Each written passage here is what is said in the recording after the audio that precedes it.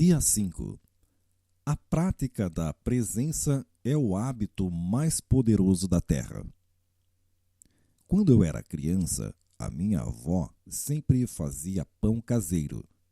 Eu me lembro da forma como ela fazia a massa e como depois modelava o pão. Apesar de ter uma incrível habilidade em dar forma ao pão, ela não conseguia fazer com que essa mesma massa crescesse. Havia 2 momentos importantes. Primeiro, ela colocava o pão debaixo de uma toalha, quieto, em repouso. Esse tempo era necessário para que o fermento agisse internamente na massa, dando o crescimento. Segundo, ela colocava o pão para assar no forno com brasas. O tempo exposto ao calor existente dentro do forno de tijolos completava a obra. Todo o trabalho dela era concluído com este tempo no lugar secreto. O modo como ela fazia o pão caseiro ilustra bem a importância de tirarmos um tempo a sós no lugar secreto em oração para que as ideias cresçam e depois sejam transformadas em projetos concretos. O calor da presença ajuda a transicionar sonhos em realidade. É preciso investir tempo em oração e planejamento. Thomas J. Stanley e W. D. Denko explicam no livro O Milionário Mora ao Lado que, em média, as pessoas bem-sucedidas da América passam um número significativamente mais alto de horas por mês estudando e planejando suas futuras decisões financeiras do que aqueles que possuem baixa renda. Jesus tinha um horário fixo durante o dia em um lugar para passar um tempo a sós com o Pai. Marcos 1,35 diz: E, levantando-se de manhã, muito cedo, fazendo ainda escuro, saiu e foi para um lugar deserto e ali orou. Aquiete-se em oração e busque orientação divina antes de escrever o seu projeto de vida. Ideias dadas por Deus. Eu acredito que você pode ser inspirado com boas ideias da parte de Deus para escrever o seu projeto de vida. Provérbios 25, 2 e 4. Ele dá sabedoria aos sábios e entendimento aos entendidos. Daniel 2:21. O cientista Isaac Newton disse: Todas as minhas descobertas têm sido feitas em resposta à oração. R. Landell de Moura, inventor, pioneiro do rádio, disse: Eu sempre vi nas minhas descobertas uma dádiva de Deus. Foi ele que construiu o primeiro transmissor sem fio. Eles atribuem a origem das suas descobertas a Deus. Retire-se para o lugar secreto e ore diariamente pelo seu projeto de vida. No início do século XX, os fazendeiros de todo o sul dos Estados Unidos enfrentaram uma grande crise financeira. Um inseto chamado bicudo estava destruindo rapidamente as colheitas de algodão. Eles usaram todos os tipos de pesticidas, até recorreram a novas fórmulas que nunca haviam usado, sem êxito algum. Depois disso, só lhes restou cruzar os braços e observar suas colheitas e seus sustentos sendo devorados. Ficaram totalmente desencorajados.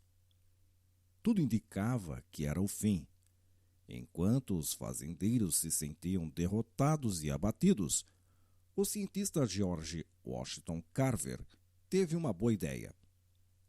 Em vez de mantermos as nossas plantações normais de algodão, que sabemos que não sobreviverão, por que não tentamos algo novo? Que tal plantar amendoim? Sugeriu.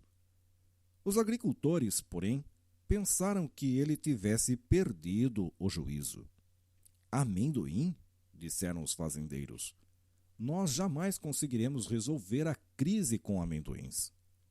Washington Carver conseguiu convencê-los, explicando que o óleo de amendoim era usado em centenas de produtos, de cosméticos a tintas, de plásticos a nitroglicerina.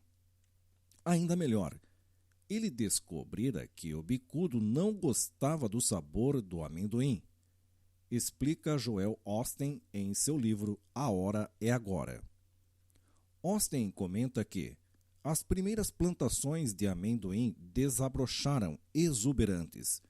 Os fazendeiros nunca tinham visto algo tão extraordinário. Obtiveram mais lucro no período de alguns meses do que normalmente conseguiam num ano inteiro. Na verdade, mesmo quando a praga do bicudo desapareceu, eles não voltaram a plantar algodão. Continuaram com os amendoins, produzindo mais do que qualquer país do mundo. A crise financeira foi solucionada. O cientista Washington Carver fez uma oração segurando um amendoim em sua mão. Senhor Criador, o que contém este amendoim? Ele contava que o Criador lhe respondeu: vá, pesquise, descubra. Carver descobriu mais de 300 tipos de produtos diferentes retirados do amendoim. Ele disse certa vez: cultive o hábito de fazer as coisas comuns de uma maneira inusitada. Ele era um grande sonhador. Quando ainda era garoto, ele deixou a fazenda e saiu em busca de uma escola para negros. Quando sentiu que estava preparado, inscreveu-se e foi aceito pela Faculdade Simpson em Iowa. Em 1894, ele se transferiu para a Universidade Estadual de Iowa. Depois de se formar, recebeu o convite para ocupar o cargo de professor, ensinando botânica sistemática. Carver também desenvolveu vários remédios de cascas de árvores e ervas, descobriu corantes e pigmentos vegetais e encontrou novas utilizações para velhos produtos. Ele recebeu muitos prêmios e citações na química agrícola, tanto nos Estados Unidos como na Inglaterra. Quando um repórter lhe perguntou sobre sua filosofia de vida, ele replicou: eu vou para a floresta e ali recolho espécies vegetais e estudo as grandes lições que a natureza está ansiosa para nos ensinar. Sozinho na floresta, todas as manhãs, ouço mais nitidamente e entendo o plano de Deus para mim. O cientista Jonas Salk, que descobriu a primeira vacina contra a poliomielite, costumava dizer que, no instante em que a vida é anunciada, ela se transforma em uma forma de vida com código genético próprio. Ernest Dymnet disse: as ideias são as raízes da criação. Você já teve alguma ideia, por mais simples que seja, a respeito de algum tipo de negócio ou empreendimento? Tente descrevê-la abaixo.